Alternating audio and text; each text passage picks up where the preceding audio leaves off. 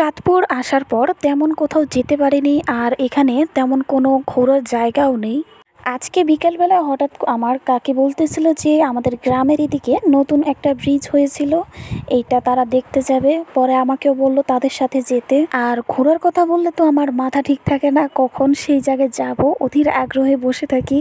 তো আর কি, যেই কথা সেই কাজ। সিএনজিওয়ালা মামা তো ঝড়ের গতিতে সিএনজি চালাচ্ছিল, তাই আমি ফোনটাও ঠিকমতো ধরতে পারিনি। গ্রামের সুন্দর পরিবেশ দেখতে দেখতে আমরা পৌঁছে গেলাম ইসলামপুর ব্রিজে। জায়গাটা ভীষণ সুন্দর, আর এখানে ব্রিজটার কাজও এখনো টুকটাক বাকি আছে।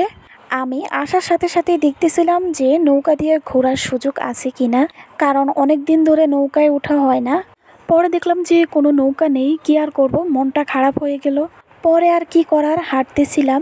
আমরা একটু তাড়াতাড়ি চলে গিয়েছিলাম, যার জন্য আকাশে এখনো রোদ পড়তেছিল। এই যে আমার চাচাতো ভাই মেজোটা, ওর নাম মুহতাসিন, ও খালি লজ্জা পায় আমাকে দেখলে। ব্রিজটা কিন্তু ভালোই বড় আছে। দেখুন কি পরিমাণ রোদ পড়তেছে, আমরা আর একটু পরে আসলে আরও ভালো হতো। এই যে দেখুন আমার ছায়া। হাঁটতে হাঁটতে অবশেষে ব্রিজের মাঝখানে চলে আসলাম। এই যে এখানে আমার কাকি আর চাচাতো ভাইরা। চাঁদপুর আসলে আমার খুবই কম থাকা হয়, আগে স্কুল কলেজ থাকতো, যার জন্য তেমন থাকতে পারতাম না। এই প্রথম মনে হয় আমি গাজীপুর থেকে চাঁদপুর আসার পর এতদিন থেকেছি চাঁদপুরে। না থাকার কারণে আসলে তেমন কিছুই চিনি না, আর চিনলেও ভুলে গিয়েছি এখন। এই প্রথম মনে হয় আমি পড়ালেখা ছাড়া কোথাও ঘুরতে বা বেড়াতে এসেছি। অন্য সময় দেখা যেত যে হয় স্কুল খোলা থাকতো, না হয় কলেজ খোলা থাকতো। এবার তো ভার্সিটিও বন্ধ, এখনও ক্লাস শুরু হয়নি, যার জন্য বেশ চিল মুডে আছি। রোদের জন্য আমাদের ঠিকভাবে দেখাই যাচ্ছিল না। পরে বুঝলাম যে আমরা উল্টো দিকে দাঁড়িয়ে আছি, যার জন্য আমাদের কালো দেখাচ্ছিল।